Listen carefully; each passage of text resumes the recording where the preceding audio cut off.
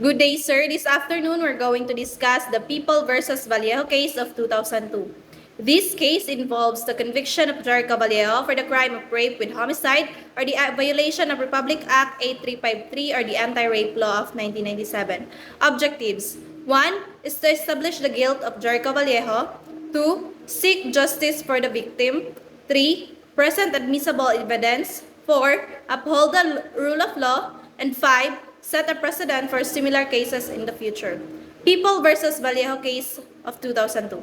This case marked the first recognition of the evidentiary value of DNA evidence by the Supreme Court in our country. This case highlights the unwavering commitment of the legal system to seek justice for the victims of heinous crimes. This case revolves around murder and rape case.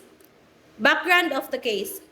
Victim Daisy Jalola, a 9-year-old girl, went missing on July 10, 1999 after visiting the house of her neighbor, Jericho Vallejo, while seeking help with her assignment. The People versus Vallejo case, which took place on May 9, 2002, involved the rape and murder of a 9-year-old girl named Daisy Jalola in Rosario, Cavite, Philippines. Jericho Vallejo, a neighbor of the victim, was accused of committing the heinous crime. Discovery of the crime. The following morning, Daisy's body was found tied to the near tree, the river bank, and it was allegedly that she had been raped and struggled to death. The harrowing discovery prompted an immediate response from the law enforcement officers, who swiftly arrived at the crime scene to secure the area and initiate thorough investigation into the heinous crime that had been fallen by a 9-year-old girl. During an investigation, the police went to Vallejo's house to question him as he was one of the last person with the victim. But prior to that, neighbors already told the police that Vallejo was acting strangely in a couple of the days.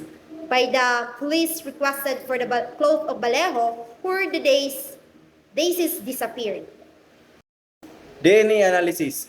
Dr. Buan found out that there were bloodstains in Vallejo clothing, which is a blood type A that is similar to the victim blood type, while Vallejo blood type is type O.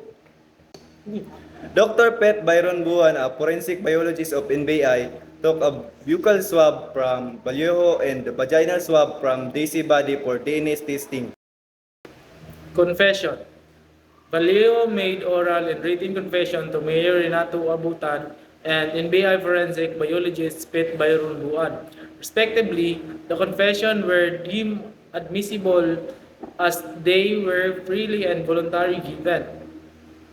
Vallejo voluntarily confessed to the rape and murder but later claimed that his confession were coerced by the police and alleged that he was tortured during his interrogation that led to his confession.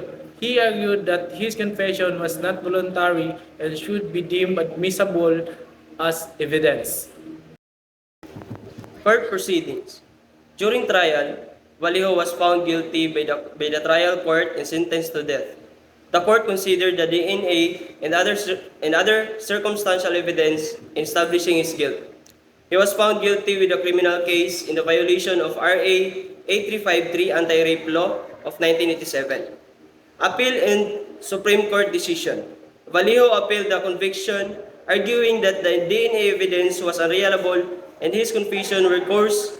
However, the Supreme Court upheld the conviction, ruling that the DNA was admissible and that Vallejo's confession is voluntary.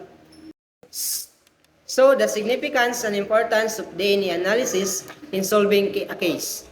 So, this case, the People versus Vallejo, underscore the importance of DNA analysis in establishing the guilt or the innocence, particularly in cases like the above mentioned.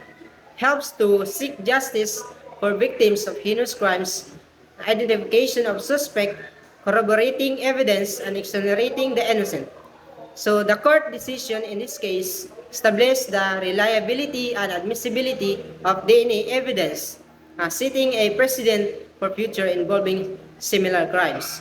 So the case also demonstrated the unwavering commitment of the legal system to seek justice for victims and hold perpetrators accountable for their actions.